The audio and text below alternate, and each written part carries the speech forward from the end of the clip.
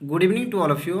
आज का टॉपिक चलेगा आप लोगों को। हम देखिए ज्योग्राफी में सुपर गैस क्वेश्चन करवा रहे हैं क्लास 12 के स्टूडेंट के लिए। अब हम बताने जा रहे हैं। फर्स्ट ये एमसीक्यू क्वेश्चन चल रहा है, लेकिन हम आपको ऑप्शन नहीं देके बना रहे हैं, डायरेक्टली हम आंसर इसलिए बता रहे हैं ताकि आपको कम समय में ज़्यादा कुछ समझ में आएगा। चलिए कम टू द पॉइंट, ज़्यादा बात नहीं करते हैं।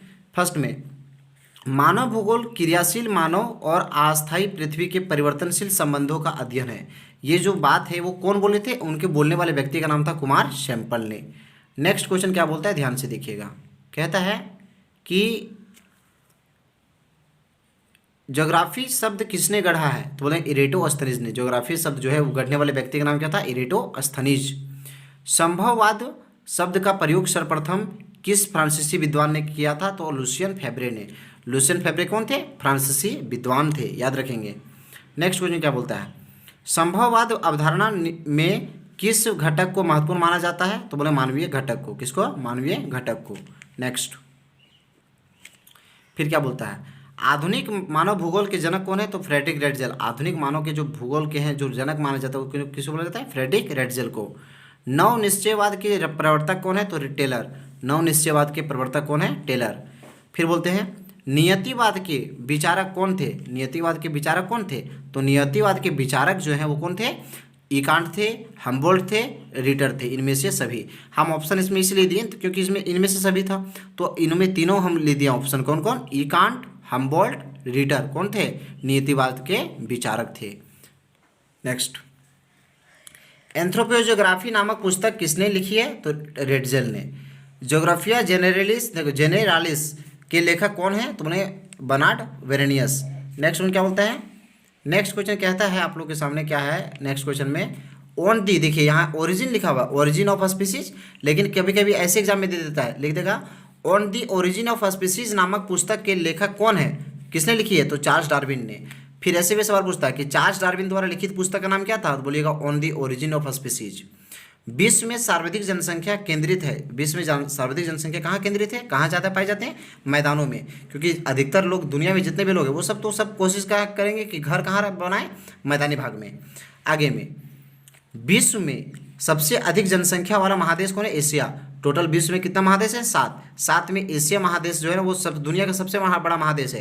तो क्या है ना, हम लोग एशिया महादेश में रहते हैं, और एशिया महादेश क्या है? एशिया महादेश में सबसे अधिक जनसंख्या पाई जाती है। आगे में जनसंख्या वितरण को प्रभावित करने वाले कारकों में सबसे महत्वपूर्ण कारक कौन है? तो बोले जलवायु। क्या बोलेंगे? जलवायु। उसके बाद बोलता है नेक्स्ट क्वेश्चन में क्या, कि अमेजन नदी बेसिन में किस तरह की जनसंख्या पाई जाती है? तो विरल जनसंख्या। अमेजन नदी बेसिन में किस तरह की जनसंख्या पाई जाती है? तो विरल जनसंख्या। नेक्स्ट सुनिए नेक्स्ट क्वेश्चन, विश्व में सबसे अधिक जनसंख्या वाला देश कौन है? तो चीन। क्या बोलेंगे? चीन। लेकिन अभी जिस तरह की जनसंख्या हमारा भारत देश में बढ़ रहा है, हमारा भारत भी चीन को पिछाड़ देगा। अब दुनिया का अगर पूछेगा दुनिया का सबसे अधिक दूसरा जनसंख्या वाला देश कौन है? तो बोलेंगे भारत। और मतलब सबसे अधिक प्रथम स्थान में कौन आता है? अभी चीन। निम्न में से कौन सा क्षेत्र कम घनत्व वाला नहीं है? तो बोले दक्षिण पूर्वी एशिया। निम्न जनसंख्या वाला, देखो निम्न जनसंख्या वाला महादेश कौन है? मतलब कौन से महादेश, मतलब महादेश में सबसे कम जनसंख्या पाई जाती है? तो बोलेंगे क्या बोलेंगे? बोलेंगे ओशिनिया, ऑस्ट्रेलिया की एवं नज़दीकी द्वीप समूह। मतलब कि ऑस्ट्रेलिया के जो नज़दीकी द्वीप समूह है वो कहाँ है? ओशिनिया है। आगे 21वीं शताब्दी के प्रारंभ में विश्व की जनसंख्या दर्ज की गई थी। मतलब 21वीं शताब्दी जैसे हुआ शुरू हुआ वैसे दुनिया का कितना जनसंख्या था? 600 करोड़। अब क्या बोलता है? बोलता है निम्नलिखित में से किस महाद्वीप में जनसंख्या वृद्धि सर्वाधिक है? तो एशिया में। एशिया में जनसंख्या धीरे धीरे बढ़ती जा रहा है। सबसे अधिक जनसंख्या वाला महाद्वीप कौन है? तो एशिया। आगे में क्या बोलते हैं कि किस वर्ष विश्व की मानव जनसंख्या 6 अरब हुई? तो 1999 ईस्वी में। कौन से वर्ष में दुनिया की जो जनसंख्या थी वो 6 अरब थी? तो बोलेंगे 1999 ईस्वी में। नेक्स्ट क्वेश्चन, नेक्स्ट कहता है किस द्वीप में सर्वाधिक जनसंख्या घनत्व पाई जाती है? तो बोलेंगे जावा में। निम्न में से कौन सा एक जनसंख्या परिवर्तन का कारक नहीं है? तो आवास। क्या बोलेंगे? आवास। प्रतिकर्ष और अपकर्ष कारक उत्तरदायी है किसके लिए? तो प्रवास के लिए। जनसंख्या आकार के अनुसार विश्व का द्वितीय बृहत्तम महाद्वीप कौन है? तो अफ्रीका पहला में आता है। प्रथम आता है कौन? प्रथम है हमारा भारत, सॉरी एशिया, और द्वितीय में कौन है? अफ्रीका। फर्स्ट देखिए लिखा है यहाँ पे, सब लिखा है, फर्स्ट में आता है एशिया, दूसरा में आता है अफ्रीका। सबसे कम जो है ना वो ओशिनिया में है, और ओशिनिया कहाँ पे? दक्षिण अफ्रीका, हम आप लोग को बता दिए हैं, सॉरी ऑस्ट्रेलिया में। कहाँ पे? ऑस्ट्रेलिया में।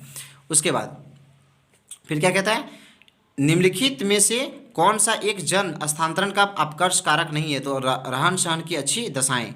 जनसंख्या वृद्धि दर सर्वाधिक है कहाँ पे? अफ्रीका में। निम्नलिखित में से कौन सा क्षेत्र सघन जनसंख्या वाला है? बोलो निम्नलिखित में से कौन सा क्षेत्र सघन जनसंख्या वाला है? तो कहेंगे दक्षिण पूर्वी एशिया। निम्नलिखित में से कौन सा विरल जनसंख्या वाला देश क्षेत्र है? तो बोले पश्चिमी ऑस्ट्रेलिया। उसके बाद फिर क्या कहता है कि निम्नांकित में से कौन सा आयु वर्ग नहीं है? तो 70 वर्ष से अधिक। निम्नांकित में से कौन सी संख्या जनसंख्या के कार्यशील आयु वर्ग का प्रतिनिधित्व करता है? तो 15 से 59 वर्ष तक। उसके बाद फिर क्या कहता है? कहता है नेक्स्ट क्वेश्चन में कि अधिकांश देशों में ग्रामीण नगरीय विभाजन किस आधार पर होता है? तो आकार बिंदु के आधार पर। नाइजीरिया की आयु पिरामिड की आकृति कैसी है? तो त्रिभुजाकार। ऑस्ट्रेलिया की आयु लिंग पिरामिड किस आकार का है? जो शीर्ष की और सुडांकार होता जाता है। तो बोले घंटी के आकार का, घंटी के आकार का। देखिए 34 क्वेश्चन। नेक्स्ट में क्या कहता है, 100% शहरी जनसंख्या वाला देश कौन है? तो बोलेंगे सिंगापुर। सिंगापुर में एक भी गांव नहीं है। और अगर सवाल ऐसे पूछता है किस देश में एक भी खेत नहीं पाई जाती, तो सिंगापुर में। यूरोप के अधिकांश देशों में महिलाओं की तुलना में पुरुषों की संख्या कम मिलने का कारण क्या है? तो समाज में महिलाओं की बेहतर स्थिति और पुरुष प्रधान उत्प्रवास। बोलते हैं ना कि अभी हम अपना भारत देश की बात करते हैं, भारत देश में पुरुष की संख्या ज़्यादा है और महिलाओं की संख्या कम है। क्यों? क्योंकि यहाँ पे महिलाओं के प्रति समाज में महिलाओं की बेहतर स्थिति नहीं है। और यूरोप में अधिकांश महिला होने के कारण क्या है कि वहाँ पे समाज में महिलाओं की स्थिति बेहतर है। आगे में बांग्लादेश की आयु लिंग पिरामिड निम्न में से किस एक से संबंधित है? तो बोले विस्तृत आधार वाला त्रिभुजाकार पिरामिड। उसके बाद क्या बोलता है कि निम्नांकित में से किस देश का लिंग अनुपात विश्व में सर्वाधिक है? तो लाटविया का। लाटविया या लाटविया बोल सकते हैं। विश्व जनसंख्या दिवस कब मनाते हैं? मतलब दुनिया में विश्व जनसंख्या दिवस कब मनाते हैं? तो 11 जुलाई को। उसके बाद लिंग अनुपात का संबंध किससे होता है? पुरुष तथा स्त्रियों के बीच से। लिंग अनुपात का किससे संबंध होता है? तो पुरुष और स्त्रियों के बीच से। ठीक है, आज हम आप लोगों को सामने 40 ऑब्जेक्टिव लेके आए। फिर हो सकता है आज तो अपलोड नहीं करेंगे, लेकिन कल आप लोग को फिर हम अपलोड करेंगे पार्ट नंबर 2। जो नए चैनल में जुड़े वो चैनल को सब्सक्राइब करके जुड़ जाइए। Thank you very much.